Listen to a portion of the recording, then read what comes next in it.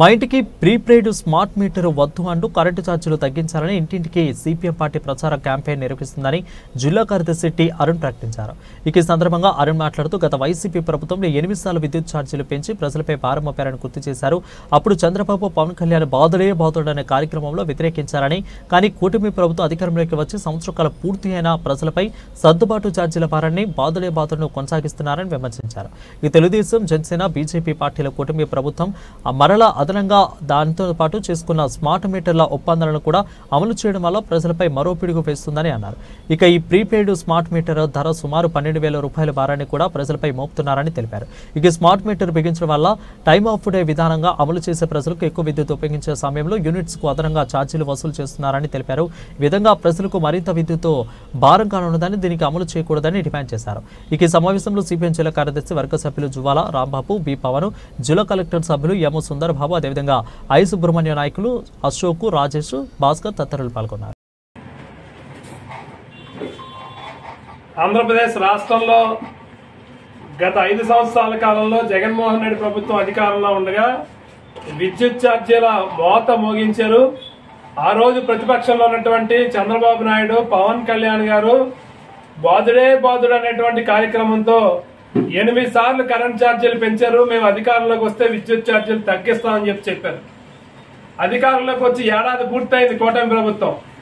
ఈ ఏడాది కాలంలో గత ప్రభుత్వం వేసినటువంటి సర్దుబాటు ఛార్జీలని అదే పద్ధతుల్లో కొనసాగిస్తూ ఇప్పుడు కూడా ప్రజల మీద బాధుడే బాధుడు కార్యక్రమాన్ని చంద్రబాబు నాయుడు, పవన్ కళ్యాణ్, బీజేపీ కూటమి ప్రభుత్వం రాష్ట్రంలో తీసుకొస్తా ఉంది.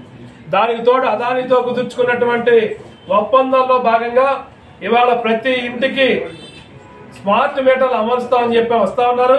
స్మార్ట్ మీటర్ ఖరీదు దాదాపు 11,000 రూపాయలు. అది కూడా ప్రజల నెత్తినే గుంజి ప్రజల జేబులు కత్తిరించి వసూలు చేసుకోవడం కోసం సిద్ధపడింది రాష్ట్ర ప్రభుత్వం.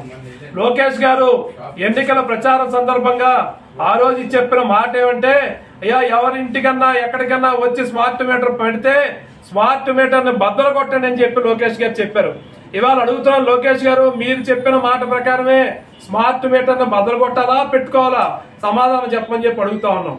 అందుకని ఇవాళ రాష్ట్ర ప్రభుత్వం అదానితో కుదుర్చుకున్నటువంటి అక్రమ ఒప్పందాలు, చీకటి ఒప్పందాల్ని, గత ప్రభుత్వం చేసిన చీకటి ఒప్పందాల్ని రద్దు చేయడానికి కూడా ఇవాళ చంద్రబాబు నాయుడు ప్రభుత్వానికి ధైర్యం సరిపోవడం లేదు.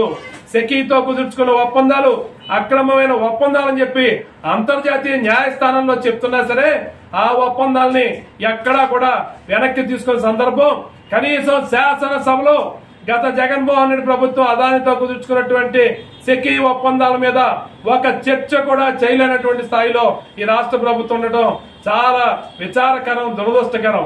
అందుకనే మేము ప్రజలను కోరుతా ఉన్నాం, సిపిఎం పార్టీగా ఇవాళ ప్రతి ఇంటికి ఇగో మేము స్టిక్కర్ రిలీజ్ చేస్తా ఉన్నాం, స్టిక్కర్ అంటించండి, స్మార్ట్ మీటర్ మా ఇంటికి వద్దు, విద్యుత్ ఛార్జీలు తగ్గించాలనేటువంటి స్టిక్కర్ ని ప్రతి ఒక్కరు ఇంటికి అంటించి మీ నిరసనని రాష్ట్ర ప్రభుత్వాన్ని తెలియజేయాలని చెప్పని విజ్ఞప్తి చేస్తా ఉన్నాం. ఏప్రిల్ 1వ తారీఖున మొదలుపెట్టి ప్రతి ఇంటికి, ప్రతి గడపకి ఈ స్టిక్కర్ అంటించే కార్యక్రమాన్ని సిపిఎం పార్టీ తూర్పుగోదావరి జిల్లా కమిటీ ఆధ్వర్యంలో చేపట్టడం జరిగింది. ప్రజానీకులందరూ కూడా దీంట్లో పాల్గొనాలని చెప్పని, మన నిరసనని ప్రభుత్వాన్ని తెలియజేయాలని చెప్పని ప్రజానీకులందరికీ కూడా విజ్ఞప్తి చేస్తా ఉన్నాం.